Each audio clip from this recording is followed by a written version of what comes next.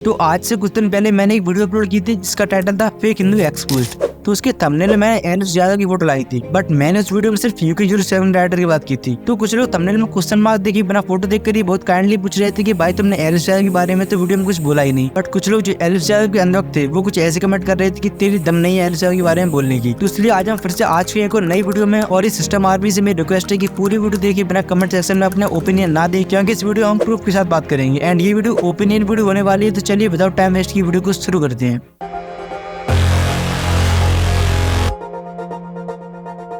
तो सबसे पहले हम बात कर लेते हैं जो इस टाइम अभी सबसे ज्यादा ट्रेंडिंग में है, वो है नेगेटिव पीआर और एनएस यादव। तो इस टॉपिक में मैं ना तो एनएस की साइड हूँ और ना ही फ्रेंड्स साइड, क्योंकि ऐसी लड़ाई बच्चे सेकंड क्लास में करते हैं। पर इस टॉपिक पर बात करने से पहले जो लोग नहीं जानते उनके लिए बता दूं कि नेगेटिव पीआर होती क्या है। तो पीआर का फुल फॉर्म होता है पब्लिक रिलेशंस। तो पीआर का काम होता है कि समाज या सोशल मीडिया में किसी पर्सन का कैसा रिलेशन रखना है, मतलब उसे कैसी इमेज दिखानी है। तो ये मैक्सिमम टाइम मीम पेज वाले करते हैं, इसके लिए इन्हें रुपए दिए जाते हैं और ये उस बंदे की पॉजिटिव या नेगेटिव वीडियोस बनाते हैं। तो आज के टाइम में लोग अपने लिए पॉजिटिव पीआर करवाते हैं जिससे उन्हें सोशल मीडिया पर और ज्यादा फीम मिल सके। जैसे अभी UK07 राइटर बिग बॉस में जा चुके हैं, तो कुछ ही दिनों के बाद UK07 राइटर की पॉजिटिव पीआर होना स्टार्ट हो जाएगी, जिससे आपको इंस्टाग्राम के मीम पेज पर UK07 राइटर के लिए पॉजिटिव रील्स देखने को मिलेंगी। तो वैसे कहा जाए तो इस तरह की पॉजिटिव पीआर कराना कोई गलत भी नहीं होता है, लेकिन ये बात वहाँ पर गलत हो जाती है जब कोई पर्सन की दूसरे पर्सन के लिए नेगेटिव पीआर करवाता है, वो बहुत गलत चीज होती है। और यही एनएस यादव ने फकरान खान के ऊपर एलिगेशन लगाया है कि उसने मीम पेज वालों को रुपए देकर उसकी मीम बनाने के लिए बोला है। तो अब तुम लोग ये मीम देख लो। ये सब देख के मेरे को एक चीज याद आती है, तुम स्क्रीन पे देखो एक बार।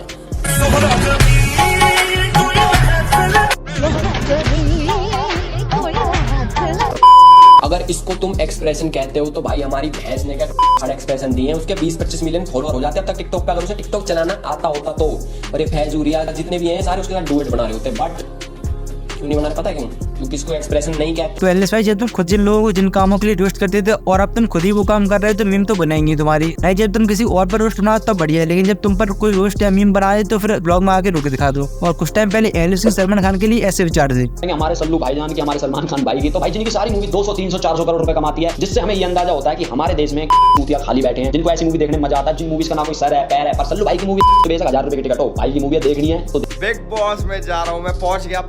तो एलएस भाई जनता नहीं है, उससे भी सब दिखाई देता है कौन कितना ऑडियंस का बेवकूफ बना रहा है। और बात करी मीम पेज वालों की, तो उन्होंने तो मीम बनाने के लिए मोदी जी तक को नहीं छोड़ा, तो फिर तुम कैसे हो? एंड तुम्हारे पास अगर फकरान खान के अगेंस्ट नेगेटिव पीआर को लेकर प्रूफ है तो फिर दिखा के होने देते, क्यों बार-बार नेगेटिव पीआर बोल के अपने ब्लॉग्स की व्यूज उड़ाने लगे हो? तो इतना सब कुछ देखने के बाद मुझे तो नहीं लगता कि फकरान खान ने एनएस यादव के लिए नेगेटिव पीआर के लिए 25 लाख रुपए दिए होंगे। चलो ये बात हो गई नेगेटिव पीआर के बारे में। तो हम बात कर लेते हैं अननेसेसरी मीटअप्स के बारे में। तो एलएस मैक्सिमम टाइम अपने मीटअप ऑर्गेनाइज कराते रहते हैं जिससे रोड पर भीड़ लग सके और ये अपने थंबनेल में चक्का जाम ले सके, और मीटअप कराने के बाद कुछ ये बोल देते हैं, इतनी भीड़ आ जाती है भाई कि दंगा नियंत्रण वाले आने पड़ते हैं, आर्मी बुलानी पड़ती है, पुलिस को भीड़ मतलब। और तुम एक बार सोच कर देखो कि जब इनके मीटअप में रोड पर इतना ट्रैफिक होता है तो उसमें सबसे पहले तो पुलिस को अपने सभी काम छोड़कर इनके मीटअप में क्राउड कंट्रोल करने के लिए आना पड़ता है। एंड सेकंड थिंग, जब इनकी मीटअप में इतनी भीड़ होती है तो ऐसे में कहीं कोई एम्बुलेंस ट्रैफिक में फंसी हो और पेशेंट सीरियस कंडीशन में, तो भगवान ना करे उसे कुछ हो जाए, लेकिन एक बार मान के चलो कि उसे कुछ हो जाता है तो उसकी रिस्पॉन्सिबिलिटी कौन लेगा? ये तो बस अगले दिन अपने थंबनेल में चक्का जाम लेके फ्लैक्स मार के व्यूज ले आएंगे। और अब कुछ लोग बोले हैं कि वो अपने मीटअप परमिशन लेकर कराता है, तो उनके लिए हम बता दूं कि तुम एक बार सोच कर देखो कि तुम्हारे पास इतने अच्छे सब्सक्राइबर है तो ऑब्वियस सी बात है कि तुम्हें परमिशन तो मिली जाएगी, लेकिन तुम्हारे अंदर भी तो कॉमन सेंस नाम की चीज होनी चाहिए। इतने सब्सक्राइबर्स होने के बाद तुम्हारी भी तो कोई रिस्पॉन्सिबिलिटी बनती है। चलो तो हम बात कर लेते हैं उनकी स्पॉन्सरशिप के बारे में। तो ये अपने व्लॉग्स में गैम्बलिंग ऐप प्रमोट करते हैं जो इंडिया में पूरी तरह से बैन हो चुकी हैं। अब आप लोग बोलोगे कि ऐसा तो बहुत यूट्यूबर्स एंड इन्फ्लुएंसर्स करते हैं, तो मैं आप किस बात से एग्री करता हूँ, लेकिन और यूट्यूबर्स का प्रमोट करने का तरीका और एनएस यादव की प्रमोट करने के तरीके में बहुत डिफरेंस है। अब आप ये देखो, चल रही थी कि भाई जो पोर्स का पैसा है, मतलब जो गाड़ी हम ले रहे हैं, कि वो नुकारा नुकारा भाई कहाँ आ रहा पैसा, तो मैं कहा तुझे तो जैसे पता ही ना है भाई। अपना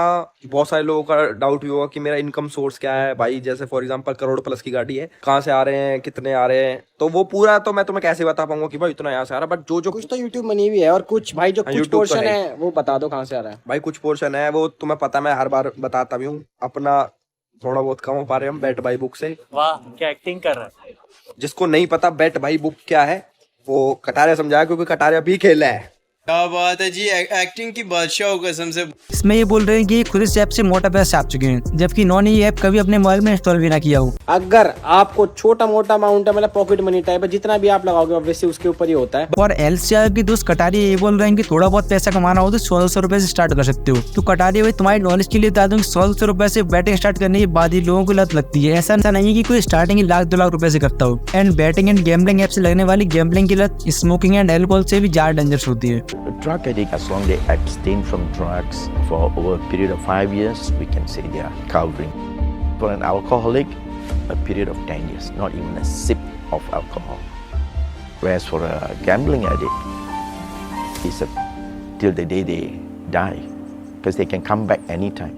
और हाल ही में इंडिया 22 साल की पर्सन ने और 21 साल की पर्सन ने गैम्बलिंग ऐप में पैसा हारने की बात स्टार्ट कर ली थी। और सबसे शॉकिंग बात तो ये कि 11 साल के बच्चे ने गैम्बलिंग ऐप की वजह से स्टार्ट कर ली थी। और लोग इन ऐप्स की वजह से स्टार्ट इसलिए करते हैं क्योंकि वो इन ऐप्स में छोटा अमाउंट जीतने के बाद जब वो ज्यादा अमाउंट में अपने पैसे इन ऐप्स में लगा देते हैं और वो पैसा हारने के बाद उन्हें कोई दूसरा ऑप्शन दिखाई नहीं देता। और आज के टाइम में गैम्बलिंग ऐप्स की वजह से स्टार्ट के सामने एक आम बात है। और इसके लिए मैं सिर्फ एलसीआर को टारगेट नहीं कर रहा हूँ, क्योंकि ऐसे बहुत से इन्फ्लुएंसर हैं जो आज के टाइम में खुलेआम गैम्बलिंग ऐप्स प्रमोट कर रहे हैं, जिसमें से सबसे बड़ा नाम है साहिल खान। लेकिन उसके बारे में फिर कई बात करेंगे। और एलसीआर आज के टाइम में अपना एक एनजीओ भी चला रहे हैं। एंड पास्ट में उन्होंने हिंदू धर्म के अगेंस्ट बोलने वालों के लिए भी आवाज उठाई थी। और आई थिंक उस टाइम में ऐसा करने वाले सिर्फ वही एक बड़े क्रिएटर्स थे, जिसके लिए मेरी तरफ से उनके लिए दिल से रिस्पेक्ट है। बट आज के टाइम एलसीआर को इतनी पॉपुलरिटी मिलने के बाद उनके पास एक बड़ी ऑडियंस है, जिसमें मैक्सिमम ऑडियंस टीनेजर है, जो गैम्बलिंग ऐप्स से बहुत जल्दी एडिक्ट हो जाती हैं। और ये बात जानते हुए भी गैम्बलिंग ऐप्स को इतनी गलत तरीके से प्रमोट करना बिल्कुल गलत बात है। और इस वीडियो में जितनी ही बातें बताई हैं वो भी मेन रीजन है कि आज के टाइम में एलसीआर को सोशल मीडिया पर इतना हेट मिल रहा है और वो उसे छुपाने के लिए नेगेटिव पीआर का नाम दे रहे हैं। तो आपका इसके बारे में क्या ओपिनियन है, कमेंट सेक्शन में ड्रॉप कीजिए। एंड वीडियो पसंद आई तो लाइक कीजिए, चैनल को सब्सक्राइब कीजिए। जल्दी मिलता हूँ आपसे किसी न्यू वीडियो में न्यू टॉपिक के साथ। तब तक के लिए बाय बाय।